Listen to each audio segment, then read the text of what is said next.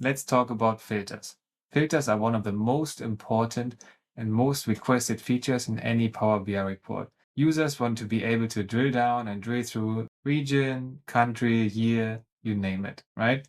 The biggest question for a Power BI developer is where do you actually place the filters so the report looks aesthetic but also functional without losing a lot of space when adding filters. And this is the biggest question, right?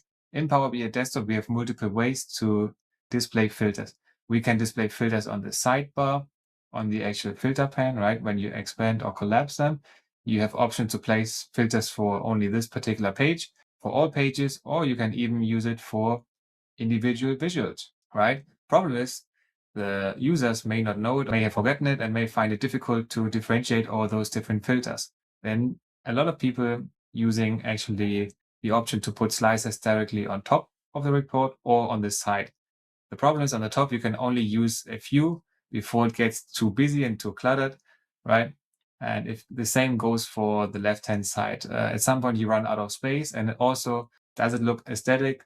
At least for me, I don't think so. It's okay, but there are better ways to do it. And this is exactly where today's solution comes in. We're going to use a pop-up filter panel that is not only aesthetic, saves space, but also has a gradient included. The pop-up filter panel is not new, but what is new is that the gradient colors are now included. And whenever we hover over one of those icons, one icon stands for one category filters, for example, customers and regions, products, or date.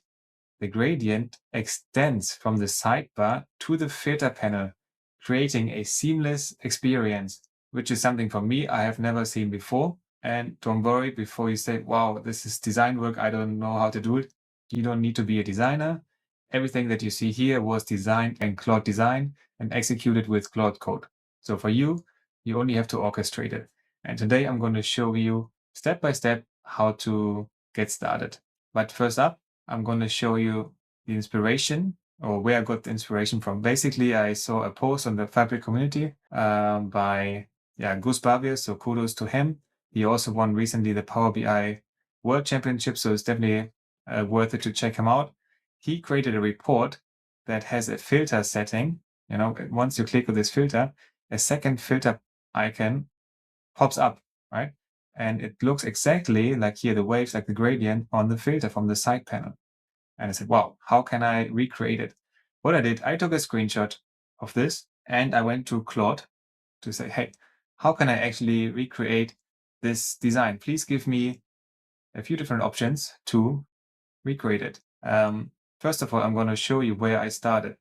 So I'm going to start from scratch with you so you can follow along step by step, right? So we have a similar product, a similar style. We have some KPI cards, some visuals over time in a bar chart, and we have some icons. Currently, they don't do anything. There's no bookmark included. What we're going to need is first, we're going to give Claude Code and Claude Design inspiration to design us a proper gradient background. Then we're going to install and need to use the Power BI report authoring skill published by Microsoft. This skill allows us to actually create visuals using AI and Claude. Or the most important part actually is the Power BI bridge skill, which is part of the report authoring skill. It's actually not a skill, it's a feature that allows Claude to take screenshots from your report to verify the results it's written.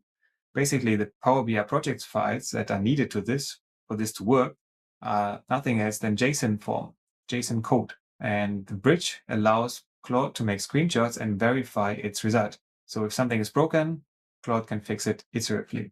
Yeah, the skills basically, I'm also going to leave a link in the description below. You can see it's a Microsoft version for Fabric skills. They're not only for Power BI, but also for Fabric and Self and others. You can go to plugins and there's several, and under plugins, you find several skills related to Power BI authoring. And in here, you find a skills section, you find Power BI report authoring. This is the one we're going to use today. There's also semantic model authoring, report planning. If you start from scratch, basically, this is not a tutorial how to install it, but where to find it. And you need to add those plugins or those skills, especially the report authoring, to your Claude environment or whatever LLM or CLI you are using. Today, I'm going to just focus on Claude. This is very important that you have to pre-install it. So back to the report. So this is where we start, right? Everything that you see here on the page is a background, is an SVG. If I make the transparency 100%, you can see, okay, we have just a few KPI cards. This is our bar chart and our revenue trend. They both have no background. Background is turned off. Only if I switch the transparency back to 0, you see that we have a background. So now the next step, what I'm going to do, I'm going to go to Claude, and I have to go to Home first and say, okay, I want to open Claude Design. And if you have a design system, that's good, but you don't need to. You can just take it off, switch it off, and choose a new wireframe. I prepared a prompt. It's a very simple prompt.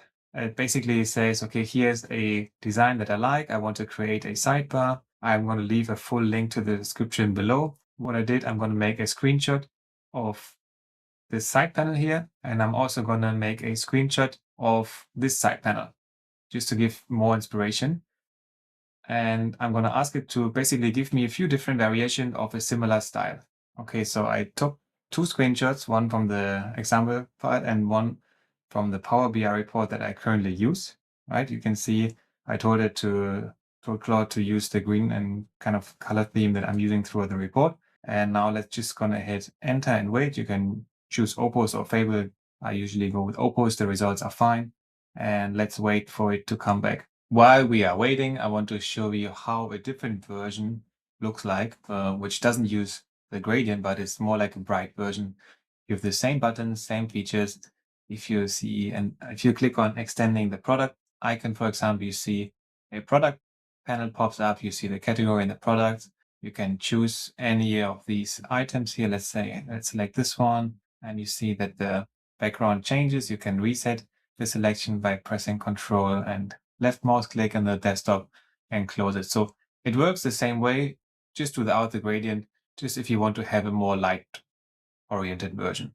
Let's look at Claude Design and see if something came back. Okay, here's something. It's not too bad. We can go for it. Let's go for it. Okay.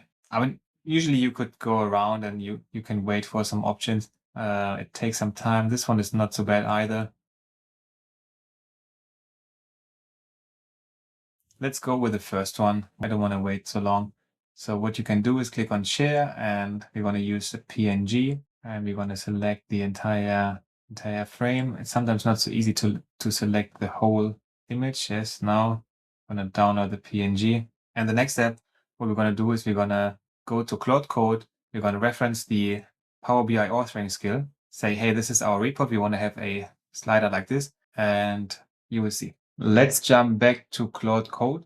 And basically what we're going to do is, I said, please use the Power BI authoring skill. So I added it to my skills here for Claude. Basically in the settings, you can go to skills, and you see I have the Power BI report authoring skill. I have been working with this one quite a lot. You see it's a markdown file. It's a very long, detailed document that describes how the Power BI project file actually works within Power BI.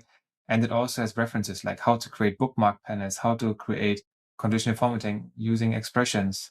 Some of them I created myself because the more input you give the skills and examples, the smarter it gets. It knows some parts by itself. But for example, if you want to create advanced visuals that contain reference KPI cards with reference values, for example, the skill itself does not know. You need to provide it with a JSON code in order to learn and create those shapes, right? But this is the magic that we're going to use. And I say, please make a copy of the overview page, and I'm going to please create a pop-up panel. I want you to adjust the background SVG, and yeah, basically fill it with a couple of filters. I'm going to use the side panel demo report. I would say use the side panel demo report, and I'm just going to hit enter and see what happens. And while we're waiting, I want to show you, if you stay until the end, I will show you an even better way and give you the entire Power BI project file for free. So you can use the exact style that I use with the bookmarks as a reference for Claude Code to create the same style for your next project. So stay tuned and wait until the end, where I'm going to show the link where you can download the Power BI project file for free. And while I talk about Power BI project files, you can see that this is a Power BI project file. You need to save the file, go to Save As, browse, save it wherever you want, and you need to choose pbip format. This is very important. Otherwise, it does not work. If you just choose a pbix file, it will not work on Power BI. It cannot work with this file. So let's see what happens. It's gonna wait. I'm gonna come back once it's back. Okay, after around 6 minutes in, Claude is trying to create a plan and it's asking me questions. Panel width. Okay, I'm just gonna go with the recommended one, and the active block. Yes, I'm gonna go with the recommended one as well. So I tried to have Claude Code open and also Power BI side by side so you can see what is actually happening now. It's gonna run again. You can see the number of tokens are not as big, and it will actually go in and change Power BI desktop itself. I'm not going to touch anything, and it will verify the results using the bridge, Power BI bridge. And I'm going to pause here for now, and I'll come back once this is happening. Okay, so currently Power BI is being operated by Claude, and Claude takes screenshots of our panel, right? So if everything works correctly, you can see that Claude is working. It created some, screenshot. The screenshot it took on purpose. It checks if it's rendering. And as you can see, we have not only the overview now, but we have an overview and panel. It is still working, but we can test it out. Let's see if it's working. Right. Yeah. And there it is. You can argue if this is beautiful or not beautiful. And you see now Claude is taking over again.